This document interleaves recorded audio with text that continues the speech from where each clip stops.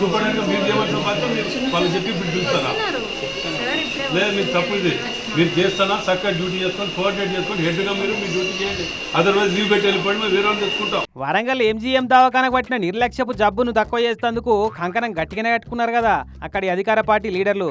మొన్న సడన్ గా దవాఖానకు పోయి తనిఖీ చేస్తే ఏముంది, రిజిస్టర్ల సంతకాలు అయితే ఉన్నాయి కానీ దవాఖానలో డాక్టర్లు లేరు, స్టాఫ్ ఎవ్వరు లేరు. తూతూ మంత్రం తుమకాయ మంత్రం అన్నట్టు వచ్చి సంతకాలు పెట్టిపోతున్నారని తేలిందట. లక్షలకు లక్షల జీతాలు మింగుకుంటా ఈడ సంతకాలు పెట్టి ప్రైవేట్ దవాఖానలలో దందాలు నడిపిస్తున్నారట డాక్టర్లు. ఇక ఇక్కడికి వచ్చిన పేషెంట్ల పైసలు పెట్టగలిగిన వాళ్ళను గుర్తుపట్టి వాళ్ళ దవాఖానలకు మలుపుకుంటున్నారట. ల్యాబ్ టెస్టులు కూడా బయటికి రాస్తున్నారట. ఇక లాస్ట్కు ఎక్స్రే మిషన్లు, స్కానింగ్ మిషన్ల కాడ డ్యూటీ చేసేటోళ్ళు కూడా చక్కగా అందుబాటులో ఉండలేరట దవాఖానలా.